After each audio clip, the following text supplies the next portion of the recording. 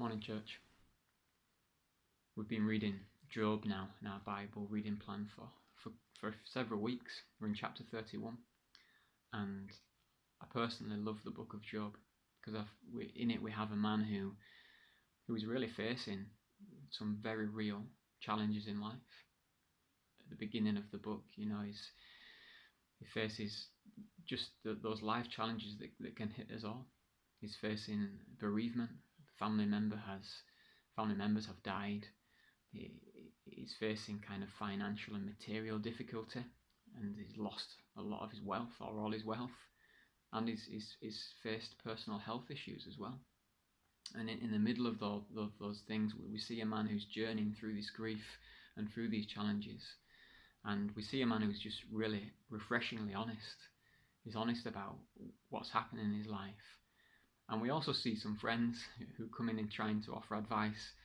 And Pastor Dave talked about that last week in his Devo, and how sometimes we shouldn't be so quick to try and fix things and to share our opinions and assessments on other people's situations when we don't know the full picture. But in Job, we have someone who we see the emotions and we see the struggle that he's going through. And just in the last 3 days, we've seen that kind of epitomised.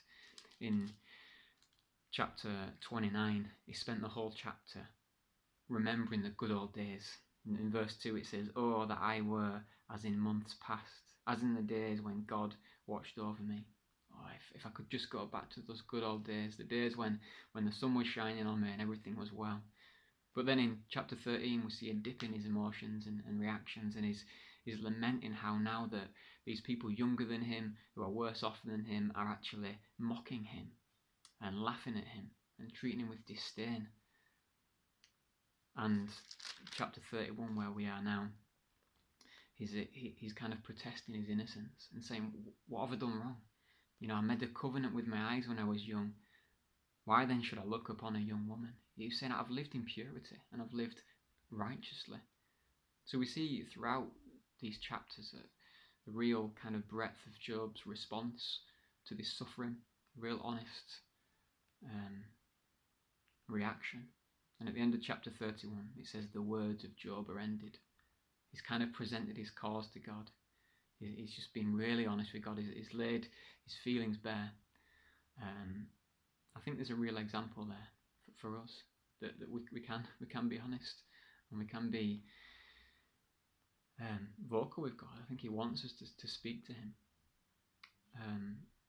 The one thing about Job is that as we read it now, thousands of years later, we kind of see behind the scenes. For Job, all he saw was that his family had been killed.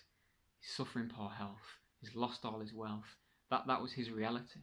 But we get a glimpse to the behind the scenes of what's been going on. And that was the fact that God and Satan had this dialogue where Satan had said that Job only follows you, God, because you bless him. And God said, "No, you can go and attack my servant Job." And we see this kind of wager between God and Satan, where God's saying, "You can do what you want to Job, but you're still going to follow me." And Satan's saying, "No, I'm going to go and attack him. I'm going to take everything from him, and you'll see, he'll curse you." But he doesn't. Job remains faithful. And we get that glimpse, but Job didn't have that glimpse into the behind the scenes. Just like we don't always get to know what's behind the scenes in our lives.